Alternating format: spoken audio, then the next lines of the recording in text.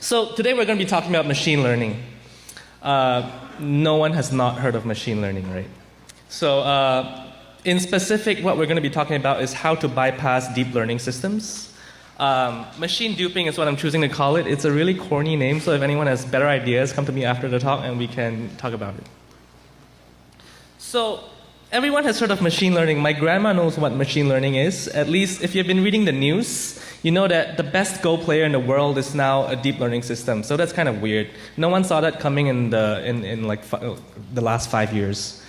But let's not have a slide on what machine learning is and what machine learning can do for us. That's something that's for a presentation 2 years ago. Let's instead look at what we're trying to achieve in this talk. So everyone wants to be the flying carpet beagle in the middle of the Venn diagram there. Most of us in this room have some sort of hacking skills, people hacking or computer hacking. We do stuff. We're implementers. So I'd say we're in that category over there, hackers. Security researchers have some kind of theoretical background. If they're working on crypto and stuff, then they have some kind of math and stat skills. I don't necessarily consider myself that. Data scientists don't have any hacking skills, but they do a lot of stuff in companies trying to maximize conversion. They have math and stat skills. But what we're trying to do today is to help all of you guys and to convince all of you guys that you really want to be in the center of the Venn diagram.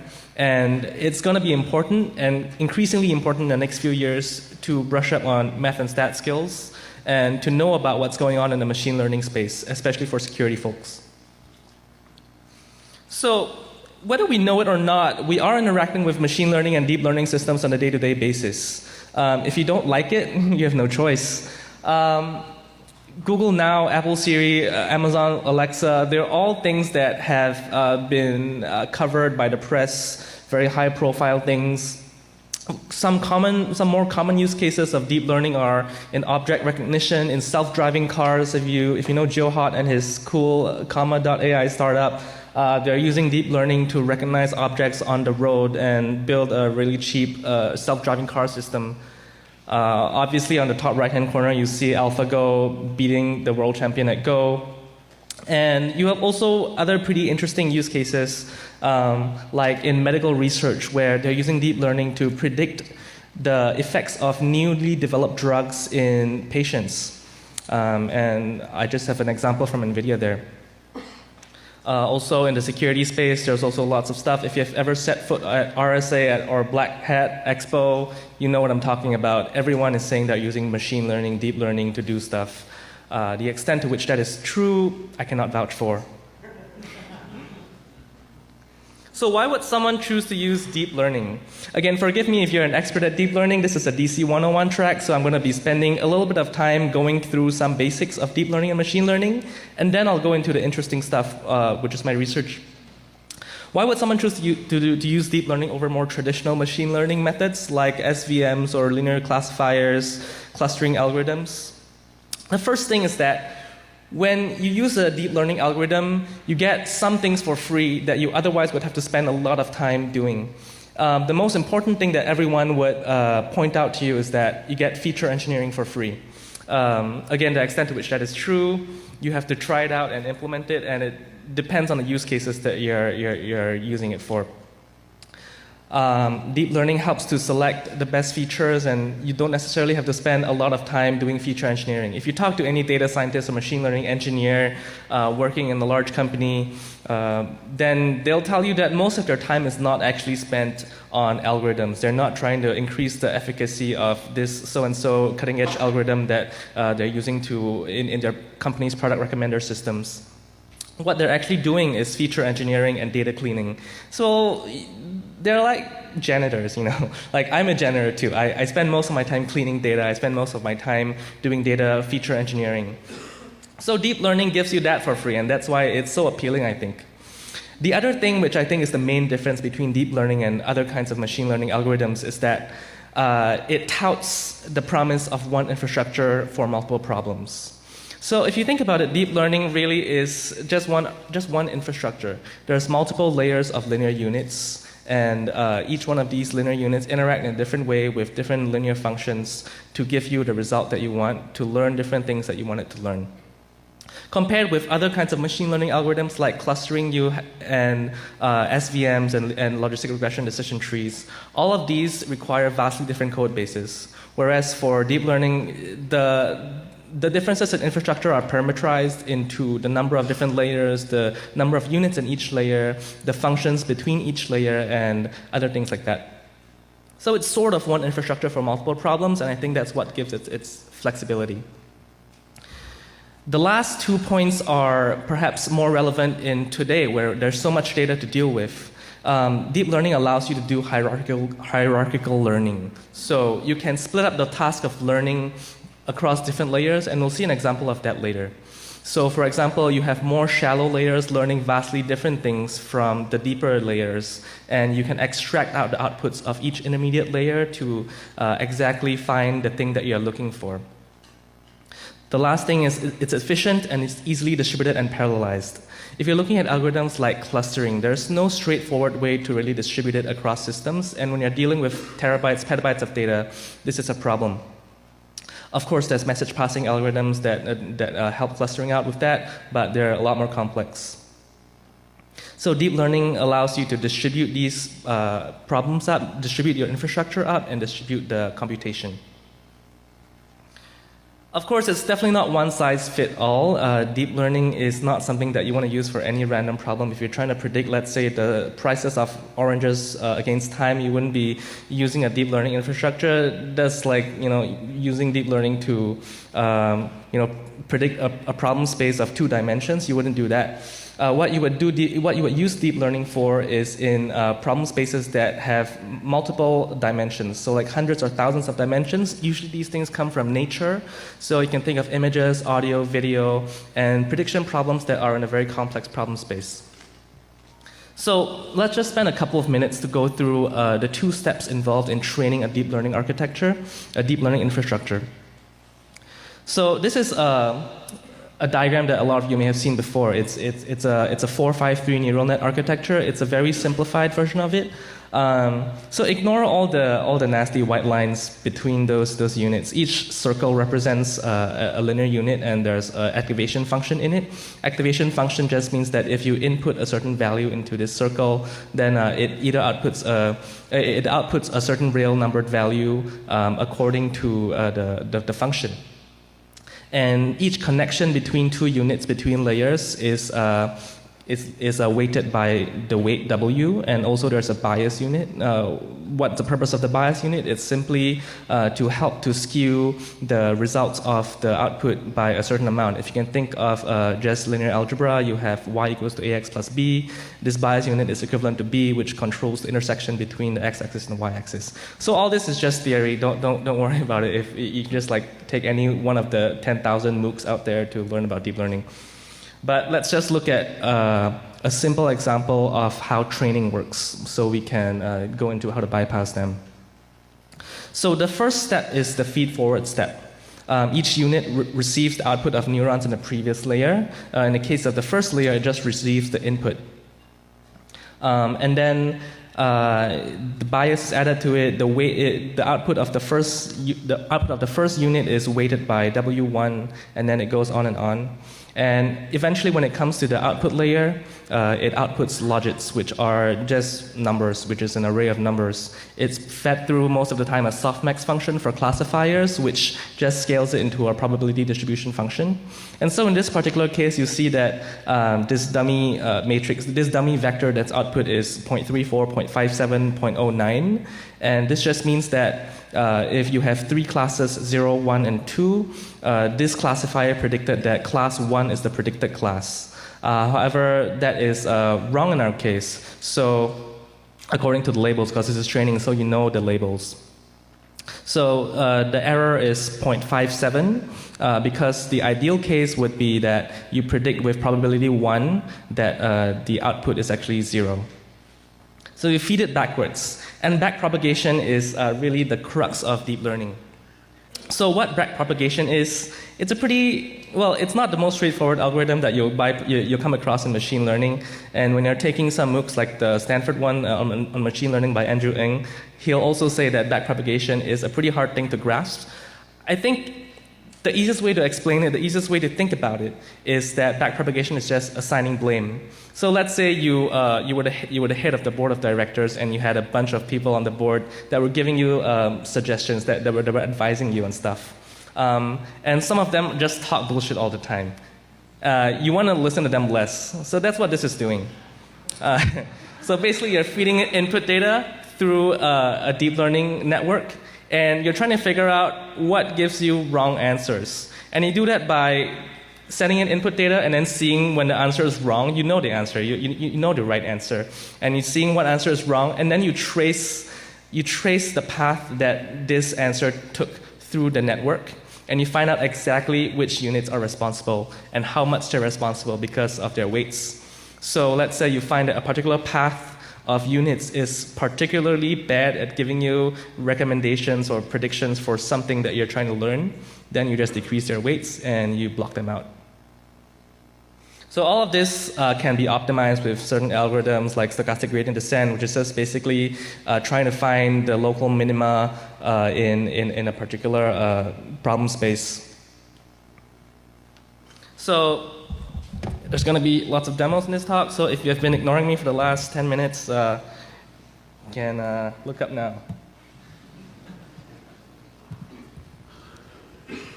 Okay, is this big enough? Let's make it a little bigger. Okay, so what we're going to look at here is an example of a deep learning system that is really accessible to everyone. This is TensorFlow. It's Google's open source deep learning machine intelligence framework. I think it's probably the easiest deep learning framework to use. And what we're going to be walking through is a small example of how to use deep learning to solve the easiest task, the task that's used most commonly in most tutorials and examples. And then we'll look at how to bypass that. So TensorFlow, okay. So what we're trying to do is use the MNIST database, which is created, like 20 years ago, I think, by Yann LeCun, who's now the Facebook AI director. And we'll be having some visualizations done with this pretty cool visualization tool. So let's look at the code a little bit. What this is doing is basically taking in the training data and the testing data and labels, and then you're creating a validation set. All this is just sugar. And then here is the actual definition of the model.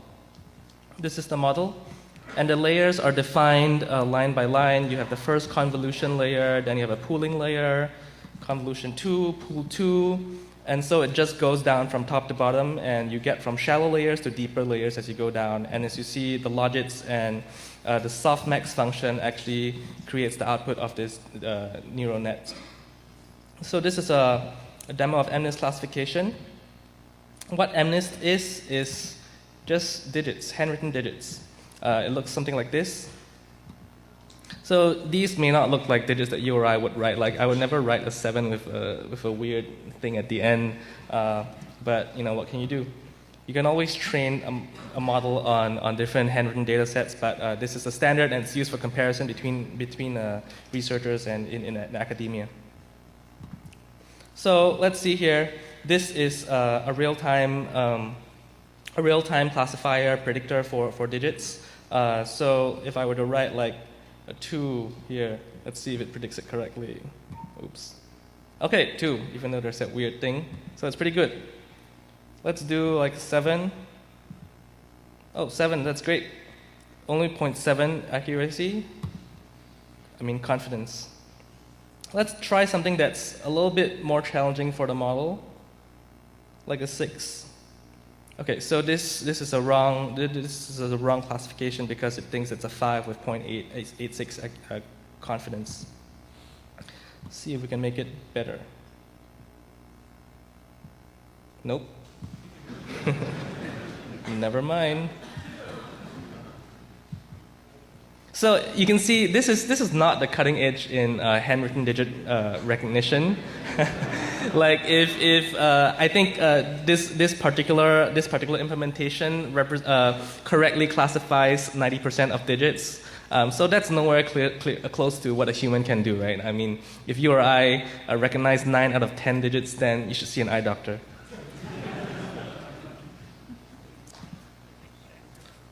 But anyway, that's that, and let's continue.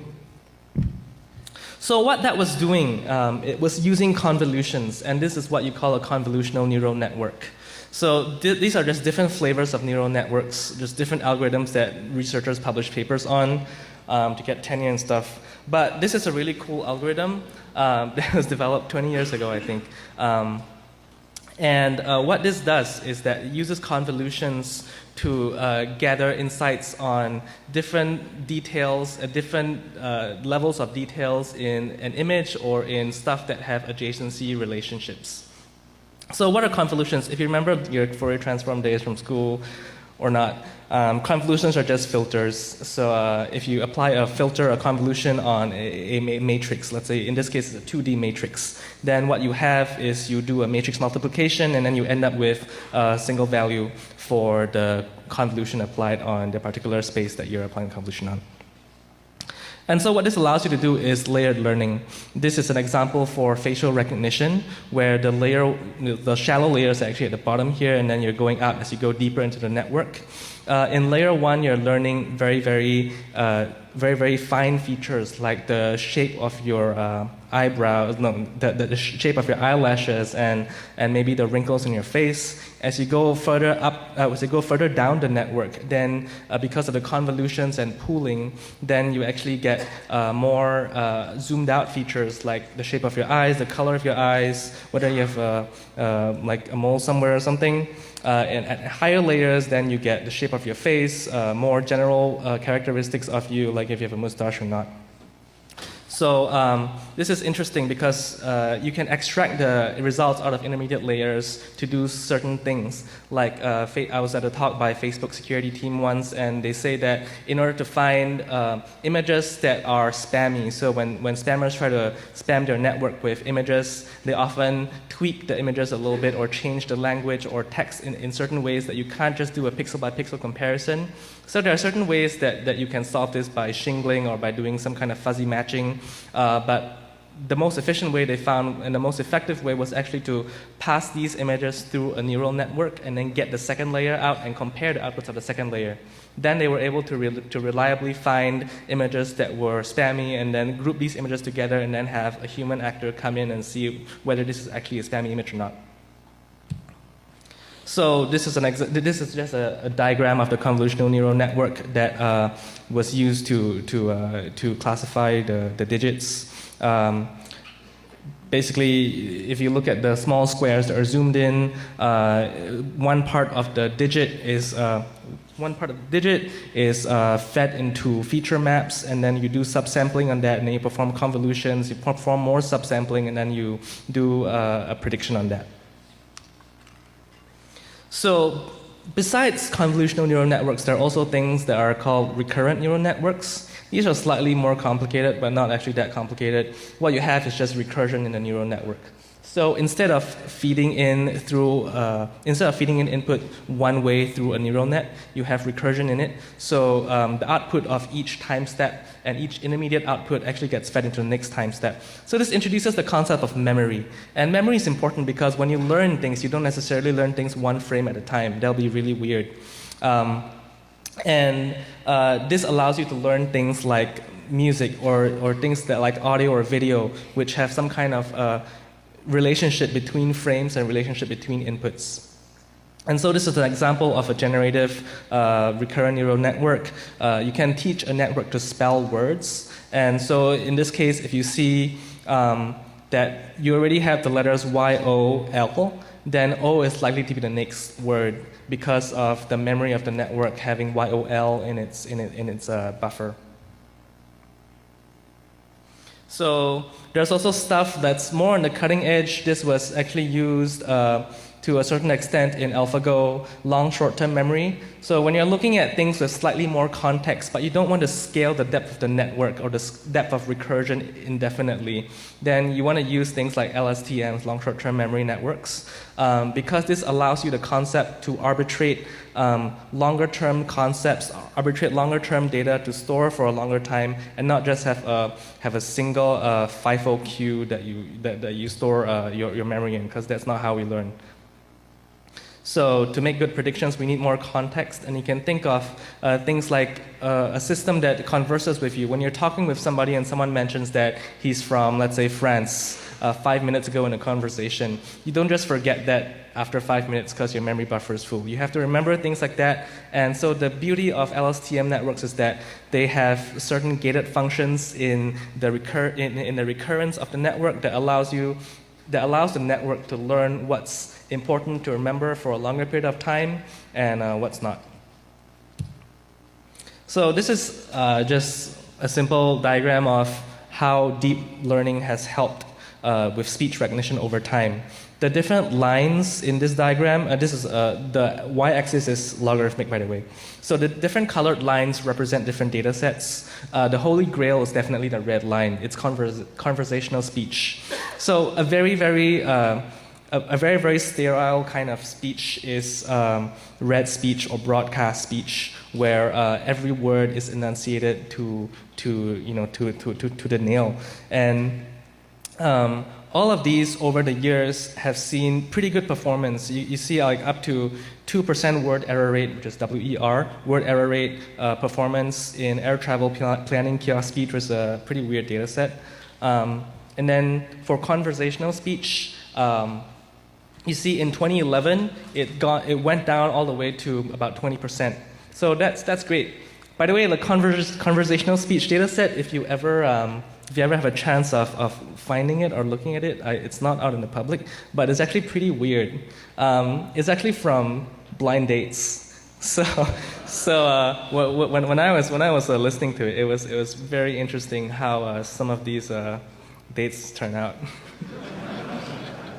But yeah, there's some disturbing stuff in there.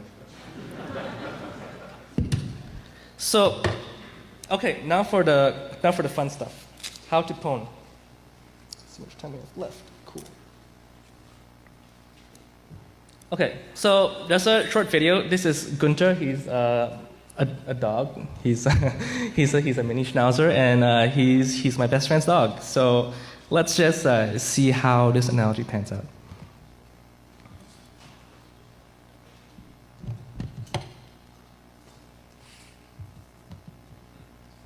Cool. Let's see if this video plays.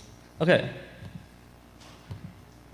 Cool. So this is Gunter. He loves ice cubes. I'm not sure if all dogs love ice cubes. He thinks it's alive. So this is the training phase where I'm basically teaching him that the clinking sound in the bowl represents that there's an ice cube in there. Sorry. The clinking sound in the bowl represents that there's an ice cube in there, and he knows he's going to get an ice cube because he had the taste of it. Then I mislead the model. First, I show him the ice cube, I put it back in the bowl, and I don't actually throw it. I throw something else that's not an ice cube. And he's confused. The model's bypassed. So Gunter is the model now, and this is kind of like a lame analogy. I draw just stuff I'm doing. Forgive me. But what we see here is that the dog doesn't know that I'm throwing the ice cube. He just thinks that I'm throwing the ice cube because he sees like the big hand motions. Ice doesn't have much smell, and he doesn't have great eyesight, so he sees me throwing something, and I've done it a few times before. So he thinks that an ice cube is there at the other end of the yard waiting for him. So that's very similar to what we're going to be doing. We're going to be feeding in images to classifiers that will mislead these classifiers. And these images are crafted in a certain way that will facilitate certain classifiers from being misled more than others. But first, let's look at the attack taxonomy so we can look at the attack vectors and stuff like that in security speak. There are two general kinds of attacks that you can do on these machine learning or deep learning systems. You can have causative attacks or exploratory attacks. Causative attacks are relevant when you have access to the training step. So for example, when you're looking at like an online translation engine like Google Translate, they actually do rely on some kind of online reinforcement learning. When you see that something is a really, really bad translation, which happens pretty often, I'm sorry. But when you see something is really bad, you can report it as really bad, and you can maybe give the right answer or something that's more relevant. And so this is how how it does reinforcement learning. In Gmail, when you receive email that's not marked as spam but actually really is spam, you can mark it as spam. And I urge all of you guys to do that because that actually helps a lot with the reinforcement learning model. This will help to train the model to recognize such examples as spam in the future. So you can see how you can influence a model in such a way. That's a little less interesting. That's what I did last year in talks. But what's more interesting, I think, are exploratory attacks. So in this attack model, you have no access to the model. You have no access to the training phase. And what you're doing is just a black box attack in some scenarios where you're feeding it just weirdly crafted samples that look correct to a human, but the machine just gives you a wrong result. And so that really throws some people off, even for machine learning researchers, because they think that the deep learning model or the machine learning model is learning exactly in the way that the human learns. Like, we don't learn to recognize alphabets or letters by looking at the pixel or the angle between the horizontal line and the slanted line in an A. We learn it in a more general way, and I think it's still an active research area into how to represent these things in machines better. So this is still, the dog keeps coming up. This is still active research area, and that throws people off. There's also targeted and indiscriminate attacks when you try to move the decision boundary in a certain way to cause an intentional misclassification, or indiscriminate attack when you just try to decrease the integrity of these classifiers. So this is a simple example of misclassification. So in the early days, MNIST and digit recognition used to be used in recognizing digits in checks. And I know these digits don't look very realistic, but I'm using stuff from the MNIST data set. And what I did beforehand was to generate some adversarial images and then fill in 2 copies of the checks, one with normal images and one with adversarial images. So if we just go back a bit and look at this is the adversarial one, and this is the normal one. They look pretty identical. Just look at the digits portion. So it's 9378, and this is some simple code to use for pre-trained MNIST model with the standard TensorFlow MNIST example. Train with that. It takes about 4 hours to train this model, which is, trust me, really good speed using a CPU in the deep learning world. You see something that takes a longer time to train later. And so what we're going to do is to just basically read the check. This just divides the image up into pixel matrices, and then it reads digits. So it's loading the model, it's predicting the digits, 937800, 9378.00. So that's correct. And so if you look at that, that's what it is. Okay. And now we're going to do the same for the adversarial image.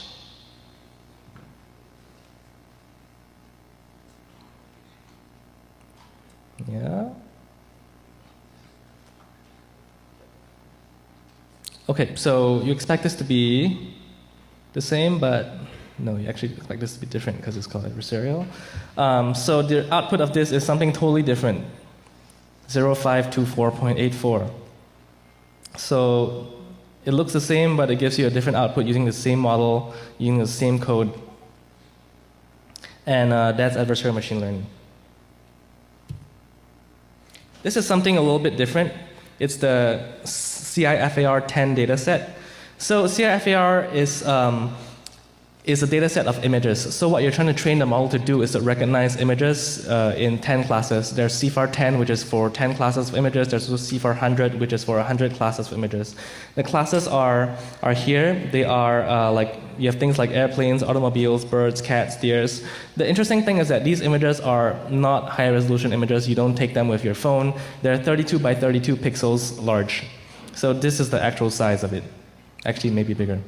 And so we're looking at 2 sets of images here, dog and automobile. Just chose them because dog is cute. So what we see here is that Well, if you see the preview window on the right here, that's actually preview on Mac. It's not 32 by 32. I think Mac OS does some aliasing, so your pictures don't look like shit. And what we're doing here is to eval this, and what this evaluator does, very similar to the MNIST classifier, is that it classifies this image into a class. So it tells you whether this image is of a dog or of something else. So you see in the adv10 image, it classifies it as a ship. In adv1, it classifies it as a ship as well. So you can see that the images are pretty similar, but there's actually differences in them. Let's classify the automobile one just for completion. Automobile, okay, this is what it looks like. It's a pretty shitty image. Automobile, okay, that's correct. And what the different numbers after adv means is just to what degree they are perturbed. So to what degree we're injecting stuff in the image to make the classifier think that it's not what it is. So you see it becomes a little bit more grainy, but to a human it still looks like a car. I mean, you wouldn't say that that's a cat, or you're weird. Yeah? So let's look at exactly what differences exist between these images. But let's open a Python shell, scipy. Let's read these images in, and then look at what the difference is between them.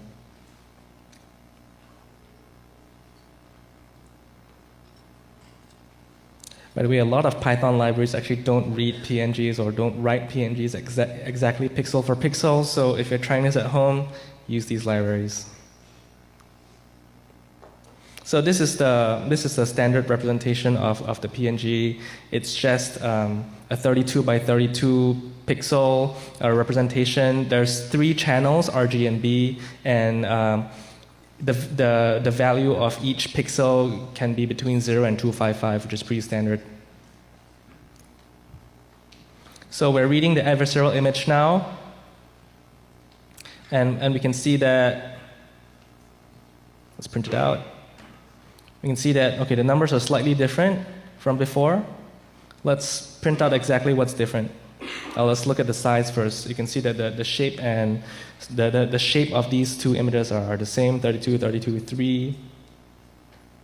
And let's calculate the differences between the adversarial image and the normal image, convert it to in64 to prevent any overflows. If this is boring you out, just like zone out for a moment and I'll wake you up. So docdiv1, let's print this out. You can see, okay, the differences between these images are of between 1 and 2 pixels, or 1 and 2 pixels, and you or I wouldn't be able to detect that. But the classifier learns things differently, so it can tell when there's a pretty significant difference or when there's a calculated difference between these 2 images. Let's save this. Okay, typo. I was lazy to redo the demo, so typos there. Save. Okay, save the image, and let's actually look at it. This is the difference between the 2 images. So if you add the normal image and this noise vector and this noise image, you actually get this. Yeah? And let's look at the differences between adversarial 1 and adversarial 10. You would expect that adv10 has larger perturbations. Okay, more typos. I have to calculate doc adv10 first.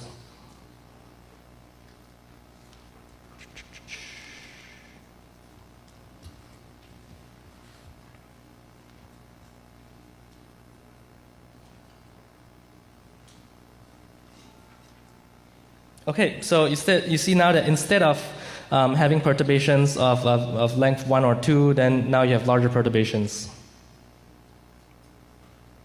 Okay.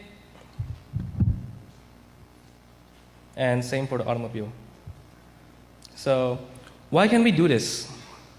Basically, it's an open research problem, and not everyone in the research community agrees on why you can do this. But mainly, it's the concept of blind spots. Machine learning models learn in ways that are vastly different from how humans learn, and there's this concept of the data manifold, which is the mapping between the input and output. And there are gaps, there are pockets in the data manifold that allow you to do such things. So how do you generate images like that? How did I generate images like that? The intuitions are just 3 steps. The first thing is you have to run the input through a classifier model, then based on model prediction, derive a tensor, a vector, a matrix that maximizes the chances of misclassification. You can do this in 3 methods that we'll touch on a bit later. And then you scale the perturbation tensor by some magnitude, resulting in a perturbation, which is the noisy image that you add to your original image, and then you use it as an adversarial image. So that will result in an image that tricks classifiers but not humans. And obviously, if you scale the perturbation tensor by a larger magnitude, you have a higher chance of tricking classifiers, but then you also have a higher chance of the human detecting that this looks weird. So a couple of methods. You basically traverse the manifold to find blind spots in input space. There's also optimizations for that help you to do this more efficiently and do this in a period of seconds instead of hours. And then there's also like better optimizations that allow you to look at how much each particular pixel actually affects the output. This is called the saliency map, and I think it's really cool. And you only change you change those pixel values by a smaller amount than the other pixels that don't affect the output as much. So you can affect the output more without changing pixels as much. So we'll look at the threat model. The more you know about the model, of course, the better you can do against something like this. If you know a lot about the architecture, if you know the training tools used, even the framework or library used, then you can simply use that and train the model and generate some adversarial images, and you'll be good. So that's easy. The hard thing is when you have only labeled test samples. Let's say you're dealing with an online service like Amazon Machine Learning as a Service or other machine learning as a service startups, and you wanted to induce some kind of misclassification on them. Then that's a bit harder, but you can still do pretty well. So you can do a lot with limited knowledge. You can make good guesses and infer the methodology from the task. For example, if it's image classification, digit recognition, you can use something like convolutional neural net. Speech recognition, then you use something like recurrent neural networks. And if it's general services like machine learning as a service, then you would use a shallow network because these networks have to be easily generalizable. So what if you can't guess? Can you still do anything? So this is a small example of a Capture Crusher. Capture Crusher is this really cool project, and what I'm going to be doing is reading captures with Capture Crusher and testing them on captures that I'm generating with cool PHP capture. So let's just generate some captures here. Okay, this is the evaluation model. It just reads in the samples and then tests them one by one and gives a prediction. It prints out the actual label and the predicted label so you can compare them on the command line. And then precision at 1 just means the top prediction, so the top confidence for the prediction. So usually when you run such classifiers, they'll give you like a ranking of we think this is the most likely and this is the second most likely. So precision at 1 just means just compare the precisions for the top most likely. Let's generate some captures with cool PHP capture. Generate captures that are pretty similar to what you see out there. You can train the model to work better for different kinds of captures, different kinds of perturbations, but I have problems reading some of these, so I think that qualifies as a good capture, according to what I'm seeing on the web now. Okay, so they're just random captures. Let's generate some new ones to use for our test. PHP capture again. Okay. Okay, then let's run it.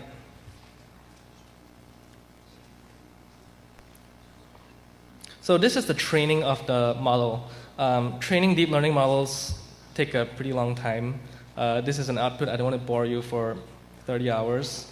But you can see that I started training this model on July 12th, 5:53 a.m. And it completed July 13th, 9 a.m. So that's about 30 hours. Okay.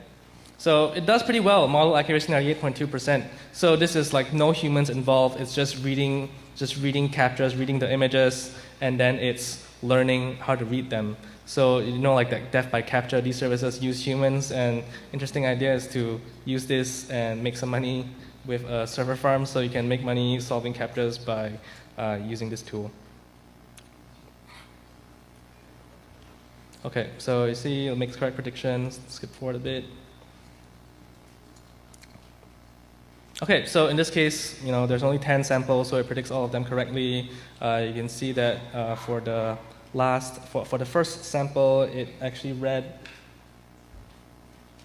IACTGB, and let's look at the actual image.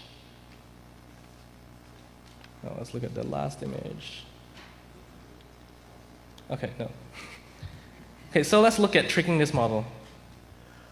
The interesting thing is that you can generate adversarial samples for these models. With live model, it's just an edit of the tool.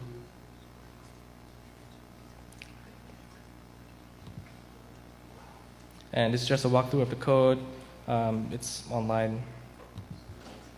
And then let's test it out.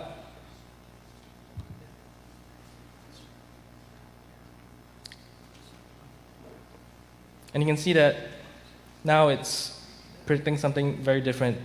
So if, let's say, you were facing some kind of capture solving tools problems on your website, then you maybe want to use something like this.